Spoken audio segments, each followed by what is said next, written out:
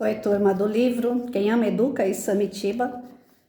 Texto de hoje, separação dos pais. Os sinais de que o relacionamento vai mal aparecem muito antes de o casamento naufragar. Sinal amarelo, congelante. Começa a haver afastamento físico. O diálogo diminui, pois não há assunto entre o casal. Nada mais é compartilhado entre eles. O que está mal, em vez de ser resolvido, é simplesmente jogado debaixo do tapete.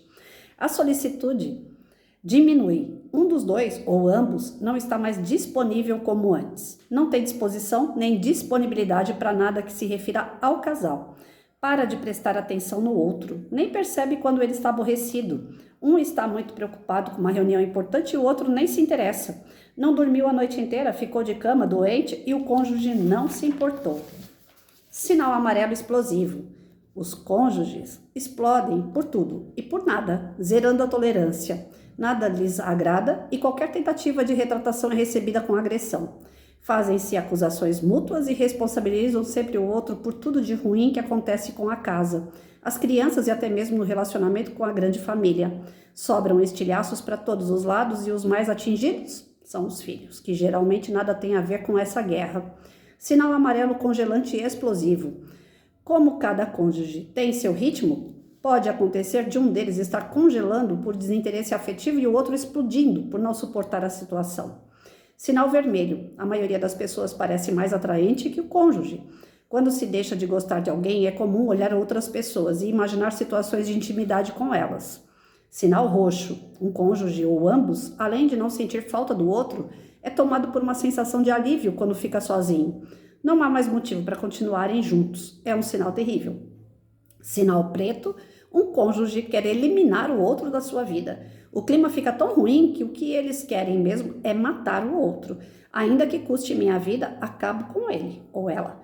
Isso é tão sério que mesmo depois de separados, continuam com o desejo de matar, em seu sentido mais amplo, judiar, ofender, menosprezar, diminuir, ridicularizar, etc. Gente, essa questão da separação dos pais, enquanto professora, eu vi de todos os tipos que vocês podem imaginar. Do amarelo congelante até o preto, né? Esses sinais aí, eles são terríveis. Quando começa o sinal que o casal não está se dando bem, já é o momento de sentar e tentar resolver aquilo ali da melhor maneira possível. As pessoas não são obrigadas a ficarem juntas. Ninguém é obrigado a ficar perto de ninguém, né? Quando se tem uma família, você tem que honrar a tua família.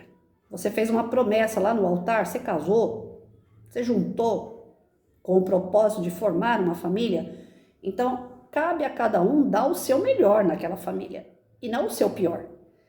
Mas ninguém é obrigado a ficar com ninguém. Enquanto você ama, enquanto você sente o desejo, enquanto você tem carinho, enquanto você tem prazer, enquanto você tem alegria de estar com o outro, isso tem que ser cultivado todos os dias para crescer, né? Outro dia, eu vou fazer uma comparação nada feliz, mas é uma comparação que dá para vocês entenderem mais ou menos o que eu quero dizer. Eu tenho um cão em casa, o Mike.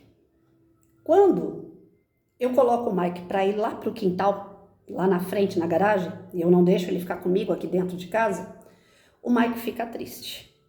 Se eu abro, eu posso demorar 1 hora ou um dia, não interessa. A hora que eu abro a grade e que eu falo para ele, pode entrar, ele entra disparado dentro de casa. Não importa se foi 1 hora que ele ficou lá fora ou um dia, ele entra disparado para dentro de casa. E ele tem uma casa com 2 quartos, sala, cozinha e banheiro, quintal na frente, quintal atrás, onde ele pode ficar onde ele quiser. Só que ele vai escolher ficar perto da minha perna. Aonde eu estiver, ele vai deitar próximo da minha perna. Ah, mas a pessoa não é assim, você não vai tratar uma pessoa que nem cachorro, né? Sabe por que que o Mike faz isso? Porque ele me ama. Porque ele sabe que eu também o amo. Ele sabe que comigo ele vai ter proteção, carinho, ele vai ter a ração, ele vai ter o bifinho, ele vai ter colo, ele vai ter toda a atenção quando eu estiver perto dele, é dele. Quando eu vou assistir um filme, vocês vão falar, Patrícia é doida, né? Mas eu tô assistindo um filme, eu coloco ele lá na sala junto comigo, eu coloco não, ele vem assistir o filme comigo, eu converso com ele, eu falo, olha lá, e dou risada de alguma coisa, ele levanta a cabeça, ele entende aquilo que eu tô falando, ele olha pra mim do tipo assim, doida, e dorme de novo, né? Mas ele tá ali, ele tá mostrando que ele tá ali comigo, que ele tá prestando atenção naquilo que eu tô falando. Se eu falar para ele, vamos lá na cozinha pegar seu bifinho, no armário da cozinha tem os bifinhos dele. Vamos lá na cozinha pegar o bifinho. Ele é um cão apenas, mas ele entende a palavra bifinho, ele tá ouvindo aquilo que eu tô falando. Ele vai comigo na cozinha, ele já sabe, ele vai lá na frente do armário, senta e fica esperando eu tirar o bifinho para ele. Às vezes uma pessoa do lado, você comenta com ela o filme e fala, olha só o que o cara fez, a pessoa tá ali na frente do celular. Hã? Hein? Eu não vi, passou. Aquela pessoa tá com você? Não tá. A pessoa tá do seu lado, ela tá cochilando assistindo o filme, mas se você falar pra ela, olha, você viu aquela parte? Foi engraçado aquilo ali. Ah, não vi não, mas volta, é que eu tava cochilando. Ela tá te dando uma atenção. Eu chegava do serviço, né, casada, eu chegava do serviço antes do meu marido, sempre foi assim. Eu tenho mania, eu tenho tique. Depois que a gente comprou os móveis dessa casa, eu não consegui mais fazer o que eu fazia, né? Eu tava grávida, uma gravidez de risco, eu tinha perdido o primeiro bebê, e na casa que a gente morava, era uma casa de aluguel, os móveis não eram tão pesados, porém eu tinha aquela dica lá do médico, né, aquela restrição de que eu não podia ficar pegando peso. Mas eu sempre fui doida e tinha aquele tique, não gostava de deixar as coisas sempre no mesmo lugar. Nessa casa aqui não foi possível, porque é móveis modulados, então eles são tudo colados na parede, né? Não é planejado, mas é modulado, é pesado. E não tem muito para onde ir, porque essa casa aqui é pequena. A casa que eu vivia era uma casa maior, os móveis menor, leve, mais leve do que esse. Então, cada vez que meu marido chegava do serviço, sempre tava a cama num lugar, guarda-roupa no outro, a cômoda no outro. Quando ele chegava no outro semana, outro mês, eu ia lá e trocava tudo de novo. A nossa ligação era tão forte, porque o homem não liga para... Geralmente o homem não liga para decoração. Mas a nossa ligação era tão forte que ele chegava em casa, a preocupação dele comigo era tão grande, ele já sabia que ele tinha uma mulher meia doida, né? Ele chegava em casa e falava assim, pronto, você tirou a cômoda daqui, Patrícia. Você foi colocar ela lá. Por que você não esperou eu chegar? Eu puxava a cômoda para você. Eu falei, porque eu tenho o prazer de trocar o negócio de lugar. Eu gosto de fazer isso. Patrícia, você não pode. Patrícia, o médico falou que você tem restrição. Patrícia, você não pode pegar peso. Chegava em dia do médico, a gente ia junto. Sempre ele dava um jeito de chegar mais tarde no serviço, trocar com algum colega para ele ir comigo no médico. Chegava lá no médico, ele, doutor, ela tá comendo 4 pedaços de pizza todo final de semana. Aí eu olhava pra cara dele, queria fulminar ele, porque o médico falava que eu não podia comer massa, né? Eu tava engordando muito. Eu engordei 14 quilos, só. Não engordei tanto assim. Aí ele chegava lá, ele me entregava pro médico. Aí eu olhava pra cara dele, já querendo pegar ele pelo pescoço. Deixa de ser dedo duro, porque se eu como 4, quem é que comeu os outros 4 pedaços? Você. Aí o médico falava assim, na verdade os dois estão engravidados, né? Porque você tá engordando e ele também. O Edson, ele engordou junto comigo, ele engravidou comigo. Ele incorporou a gravidez como se fosse dele também. Então, era tão, né? Era uma simbiose tão grande entre nós dois, era uma sintonia tão grande entre nós dois, que tudo a gente fazia junto. Teve um período que ele entrou na polícia militar, as coisas começaram a acontecer dentro de casa e ele não percebia. Aí eu falei, nossa, ele tá se afastando. Não tá igual, não tá mais aquele parceiro, não tá aquela pessoa que faz tudo comigo, né? Esse sinal amarelo, congelante, quando você fala e o outro não tá te ouvindo. Quando você deseja algo, tem um objetivo e o outro não tem o mesmo objetivo que você. Ele começou com aquela história de que ele via na PM os caras com moto, uma arma particular, um celular, tava nascendo o celular, aqueles tijolinhos do Nokia ainda, né? Da Nokia. E aqui em casa não, a gente tava em reforma, a casa tava caindo. Quando nós pegamos essa casa aqui, foi uma bucha, né? E eu falava pra ele, vamos terminar de mexer na casa. Quando a gente terminar de mexer na casa, eu compro até um avião pra você. Eu te ajudo a comprar um avião. Mas primeiro a casa, ter uma segurança pra nós, pro nosso filho, né? A princípio, nós tínhamos o mesmo pensamento, o mesmo desejo. Mas quando foi pra polícia militar, ele começou a ficar iludido com as coisas que ele via que os colegas de trabalho tinham. Aquilo começou a crescer na mente dele e ele começou a se afastar de mim. E eu percebi. Eu trazia ele de volta e lá pegavam ele de novo. Ele passava mais tempo no serviço do que em casa, ou seja, a influência do meio ganhou, né? E eu perdi o marido, consequentemente, aquele parceiro eu perdi. Mas tinha uma coisa aqui dentro chamado amor, que isso a gente não perde. Então, por mais que a gente brigasse, por mais que a gente entre, eu e o meu marido, nós entramos no sinal vermelho, né, que é aquele que, não, vermelho nós não entramos, nós entramos nesse amarelo congelante e explosivo, onde um tá explodindo de raiva e o outro tá apático. Não quer saber de briga, não quer saber de nada. O vermelho é quando você começa a querer trair. Esse nós não chegamos. Mas na sala de aula eu vi isso. Eu via o casal que vinha junto na reunião, falavam a mesma língua com a criança, depois passaram cada um falar uma língua diferente com a criança, depois passou o pai morar sozinho porque tinha traído a esposa. Ou a esposa traiu o marido, que aí chega nesse vermelho. Aí porque traiu, o outro fica revoltado e quer matar, né?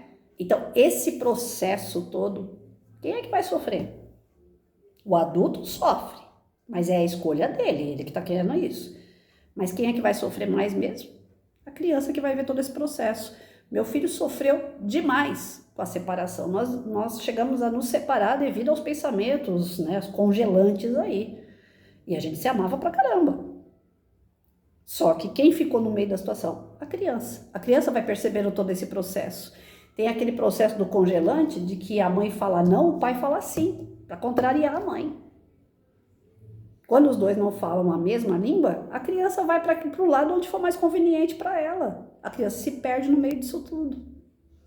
Então, toda separação de pais, o problema não está no casal. O problema maior não está ali, porque o adulto se resolve. Ninguém é obrigado a ficar com ninguém. Terminou, terminou. Vai cada um para um lado, com raiva ou sem raiva, mas terminou, terminou. Termina, volta. É adulto, vai se machucar, mas é adulto. Agora, não termina, volta, termina e não quer falar, tem birra, tem bronca, ou então a pessoa, que nem muitos pais fazem isso, né? Termina o casamento e se afasta de vez da criança, demora para viver o filho, acha que não tem obrigação, que é só pensão. Tem outros que, para poder atacar a mulher, aí quer levar a criança para fazer passeios mirabolantes. A mulher não tem condições, a mulher está lidando com uma casa, trabalhando, tentando manter a casa dela, com uma mixaria, porque geralmente é uma mixaria de pensão que vem. Ela continua vivendo uma vida de casada. Geralmente a mulher vive uma vida de casada quando ela fica com o filho. E o marido não. O marido sai pra vida, né? Todo o dinheiro dele é pra bagunça. Ele quer liberdade. Ele quer fazer tudo aquilo que ele não podia fazer quando ele estava casado. E pra ferir, às vezes, a mulher. Não é por amor ao filho. Mas, às vezes, pra ferir a mulher e mostrar que ele tá bem, ele pega o filho e vai viajar. Ele pega o filho e vai pra sorveteria. Ele pega o filho e vai pro cinema. A mulher não tem condições de fazer isso, porque no dia a dia ela tem que corrigir o filho, ela tem que olhar o caderno, ela tem que ir na escola, ela tem que fazer a reunião da criança, ela tem a família dela para quem ela tem que prestar conta, que às vezes tem a pressão do pai dela, da mãe dela, que vem e fala, olha, teu filho tá desregrando, você tem que cuidar mais do teu filho. Ela não consegue arrumar um parceiro fácil, porque afinal de contas ela tem um filho dentro de casa. O cara não, o cara sai, ele vai arrumar outra mulher fácil. Uma, duas, quantas ele quiser, porque ele tá livre. Então, essas rixas diante da separação, quem é que perde? A criança. Desestabiliza um relacionamento, uma família, o primeiro a cair no buraco é a criança. Então, cabe ao casal, quando vai vendo essas situações, que vai chegar numa separação. Vai chegar. Se começa com essa história do assistir filme, um olha e o outro não olha, já tem coisa errada ali. Vamos fazer tal coisa no final de semana? Ah, não, eu prefiro fazer outra coisa. Começa a pensar diferente, começa a ter objetivos diferentes, amigos diferentes, porque o casal tem que estar sintonizado ali, inclusive na questão de amigos. Vamos chamar fulano e fulano para comer uma pizza aqui em casa junto? Vamos. Ah, mas eu queria ir com fulano beber, enquanto você fica aqui em casa com o nosso filho. Ah, eu vou jogar bola com os meus amigos, ficar no churrasco com meus amigos. Você fica em casa aí. Ou então você sai com as suas amigas. Quando o casal começa a não ter objetivos junto, não ter distrações, lazer, quando começa a cada um ir para um lado, tá puxando uma corda. Você tá puxando. Ah, não. O casal tem que ter liberdade, o casal tem que poder curtir um pouco a sua vida, né? Não é ficar colado o tempo todo. Não digo colado o tempo todo. Eu tenho minhas amigas que eu gosto de ir ali num restaurante, almoçar com elas. Na época que eu era casada, eu não tinha isso, eu não tinha amizades. Eu tinha meu marido, era eu e ele para tudo. Mas já tive relacionamento, tive namoro, aonde o namorado estava trabalhando e eu falava para ele, ó, enquanto você tá aí trabalhando, eu tô de folga. E a fulana, minha amiga, vai passar aqui, nós vamos num restaurante ali almoçar e depois a gente volta para casa. É diferente do que você deixar a pessoa em casa para você se divertir, né? E se aconteceu uma vez, dentro de um relacionamento, a pessoa queria ir uma pescaria, ficar no meio dos irmãos, que se juntasse todos os irmãos, não era boa companhia, infelizmente era irmão, mas não era boa companhia, bebedeira, todo mulherengo, né? E a pessoa queria me deixar em casa, no final de semana, depois de uma semana inteira de trabalho, que a gente não ficou junto direito, aí naquele final de semana ele queria ir para passar o final de semana com os irmãos, no meio do mar ou no meio do rio, não sei, mas com pessoas que não são família, né? Eram irmãos, porém não tinham essa qualidade de família. Pessoas com índole, né? Que não era muito bacana. E a pessoa virou para mim, acordou de manhã, não tinha nada planejado comigo, mas tô levantando e tô indo. Vou ficar com meus irmãos esse final de semana. A gente vai pescar e eu não sei se eu volto hoje ou amanhã. E qual é o compromisso que a pessoa teve aí? Nenhum. Né? Então, eu tô aqui. A hora que você quiser, você volta. Dentro de um relacionamento sério, isso não existe. Né? Tem que ser algo conversado, tem que ser algo que seja bom para os dois. Quando é bom para um só, desequilibra a balança. E os relacionamentos vão se desgastando porque em algum dado momento as pessoas deixam de fazer as coisas juntas para querer fazer separadas. E quando começa a fazer separada, é isso que eu falei da corda. A corda vai puxando para um lado, vai puxando para o outro, ela vai arrebentar. E quando ela arrebenta pelo fato de você não sentir nada pelo outro, não sente o desejo de estar perto, ou porque você já começou a ver outros e sentir desejo por outros, ou porque você está querendo explodir, querer a sua liberdade a todo custo, ou porque você já está até odiando aquela pessoa. Então, o relacionamento, a gente tem que ver os sinais. Tá dando sinal que não tá caminhando junto? Então, é o momento de sentar e tentar resolver de verdade, com maturidade, com seriedade, de todo o coração. Às vezes a gente gosta da pessoa, mas a gente não quer mais ficar com aquela pessoa. Então, não tem que ficar. Porque a gente vai sofrer, vai fazer o outro sofrer, e se tiver filho no meio, nós vamos fazer a criança sofrer também. Então, a gente tem que ver até o momento que é prazeroso estar com alguém. Que você realmente tem o desejo. Você está lá no seu serviço, que nem eu falei do Mike aqui. Você está lá no seu serviço, não importa se é 8 horas de serviço, ou se você acabou de sair, ou se você só vai voltar amanhã, 24 horas depois.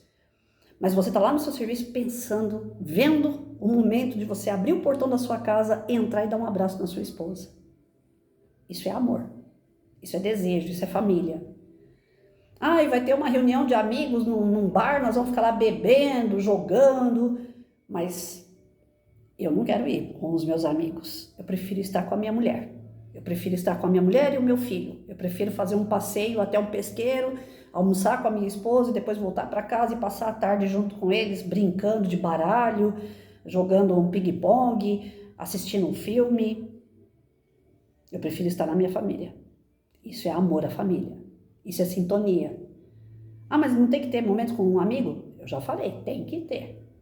Mas em comum acordo e sem ferir o outro. Combinados. Não trocas. Eu estou trocando minha família por esse momento. Isso é troca.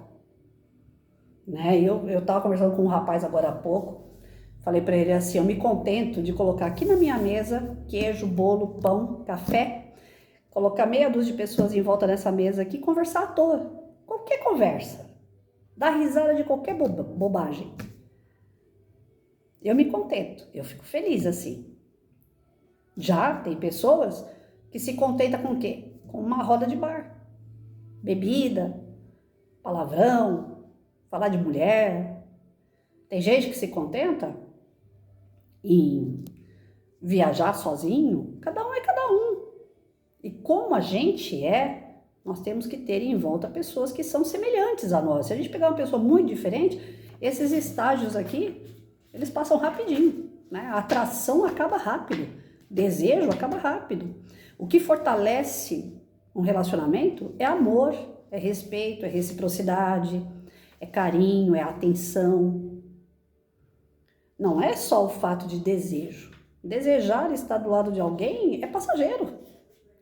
Então, para que esses sinais não ocorram no relacionamento, para que isso aqui não venha ferir uma criança dentro de um relacionamento, nós temos que ter a seriedade, ter realmente o desejo de uma construção de família e saber exatamente com quem a gente vai estar construindo, se tem afinidade, se são pessoas que gostam das mesmas coisas que nós, se está disposto a fazer as atividades que nós nos sentimos, né, com prazer de fazer. Se eu procuro uma pessoa para ter um relacionamento, eu não gosto de praia, eu vou arrumar alguém que gosta de praia, o que vai dar? A pessoa vai para praia, eu não vou. Olha o cabo aí de novo. Então eu tenho que arrumar alguém que gosta, eu gosto de campo, eu tenho que arrumar uma pessoa que gosta de campo. Porque aí no dia que eu falar, vamos passear, a gente fala a mesma língua, os dois vão pro campo. Os dois vão ficar felizes de ver um passarinho na árvore. Vai dar prazer ao casal de estar junto, porque aquilo que nós estamos fazendo é prazeroso para os dois. É uma construção séria de relacionamento. E quando a gente tiver um filho, o filho vai gostar de ver passarinho também, porque vai estar no meio disso, vai ser criado no meio disso. Agora, o relacionamento vai se desgastando à medida que as ideias, os ideais, os objetivos, as escolhas, os gostos vão sendo diferentes. E é de pouquinho, é uma linha tênue. Ninguém percebe o momento que está tendo esse desligamento do casal. Ninguém percebe. É muito tênue, é de pouquinho em pouquinho. As pessoas não se dão conta. Quando vai se dar conta, já explodiu, já aconteceu. Aí são as brigas, são os desentendimentos constantes, são aquela insegurança, é ciúme, é monitoramento, sabe? Aquela coisa, quem é essa pessoa que está te ligando, para onde que você vai, onde é que você está, e vira um inferno. Relacionamento está fadado ao fim à medida que as pessoas começam a se desligarem. Então, para o relacionamento dar certo, não é que tem que ficar grudado, mas tem que estar afim. E os casamentos hoje em dia eles são frágeis demais, que é essa geração Nutella aí que fala, eu tô casando, se der certo, deu, se não der, a gente separa. E o filho no meio disso tudo? Se fosse só o relacionamento que fosse por água abaixo, tudo bem, o adulto se vira. Mas a criança não pode ficar no meio disso, se der certo, tá tudo bem. Não, ela tem que ter uma firmeza, ela tem que saber que ela tem uma família, que ela pode contar com aquela família. Então, na hora de educar um filho, na hora de estar com essa família, nós temos que ter, primeiro, a responsabilidade dos nossos atos bem assumidos. E isso cabe se doar. Muitas vezes o relacionamento vai exigir que a gente se doe a outra pessoa. E não que a gente se doe a nós mesmos. Não, eu sou um indivíduo, eu sou único, eu sou ímpar, eu sou eu. Tá, tudo isso eu concordo, mas a partir do momento que você tem uma outra pessoa, você não é só você tem a outra pessoa. Então você tem que ver o gosto da outra pessoa, você tem que satisfazer aquela pessoa, você tem que cuidar daquela pessoa, você tem que fazer a ela o que você gostaria que fizesse com você. E muitas das vezes as pessoas se perdem no relacionamento porque esse principal, fazer ao outro o que gostaria que fizesse com você, não acontece. Aí vai esses sinais aí acontecendo, a pessoa não percebe, porque como eu falei, é uma linha tênue, fininha, vai acontecendo de pouquinho em pouquinho. Não justifica um cara ou uma mulher procurar o outro fora do relacionamento, mas quando as coisas começam a andar mal, a primeira coisa que a pessoa... É tentação, gente, e tá em cada esquina, e hoje em dia tá no celular, o cara não precisa sair de casa. A pessoa olha o outro já, opa, olha que corpo, nossa. Aí uma outra no emprego olha pro cara e, ai, bom dia. O cara tá tão carente dentro de casa, não justifica. Mas o cara tá carente dentro de casa de atenção e tal. A outra que deu um bom dia pra ele ali, ele já acha que já é uma cantada, ele já dá aquele sorrisinho, né, meio malicioso e tal. Daqui a pouco estão pegando o telefone, daqui a pouco estão falando dos gostos, que geralmente quando a tentação vem, tem o gosto igual ao nosso, que é pra tirar o nosso foco do casamento. Reparem. Sempre vai aparecer alguém, quando o nosso casamento, quando o nosso relacionamento não tá bom, sempre vai aparecer alguém que pensa igual a gente, que deseja as mesmas coisas que nós, que quer fazer o mesmo que nós queremos fazer, sempre aparece. Que são as tentações da vida, sim. E nesse momento, o que a gente tem que fazer? Se fechar ainda mais e voltar pro nosso casamento. Falar, opa, isso daí eu não quero não, Senhor. Manda pra lá. Eu quero dar certo com a minha mulher, quero dar certo com o meu esposo. Isso aqui eu não quero não, isso aqui é fria. É para me desviar do caminho. Muitos casamentos acabam por falta disso aqui. De você ter realmente uma consciência de responsabilidade no seu relacionamento. Se tiver responsabilidade bem cumprida, ninguém sai do casamento. Na hora de escolher a pessoa para você casar, ninguém te forçou. Então saiba escolher, namora bastante. Aquela época, gente, dourada do namoro, do noivado, para depois casar, cadê? Hoje em dia as pessoas mal se conhecem, já estão indo morar junto. A besta aqui já fez isso. E não dá certo. Não dá certo. É como se você tivesse um grande ringue dentro de casa e começasse a se degladiar naquele ringue, porque não dá certo. Enquanto você tá namorando, enquanto a pessoa tá vindo te ver, é um paraíso. Ah, beleza. Mas se você decidir morar com uma pessoa sem mal conhecer ela, é montar um ringue dentro da tua casa. Cada um quer uma coisa de um jeito e não dá certo. É desequilíbrio total. E eu já vivi isso. Eu posso dizer que não vale a pena.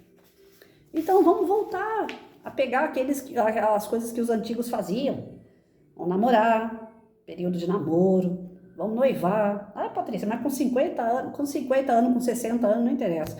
Não se envolva, não viva com ninguém sem antes conhecer bem. Minha avó dizia que a gente, para conhecer bem uma pessoa, a gente tem que comer pelo menos 1 quilo de sal com ela.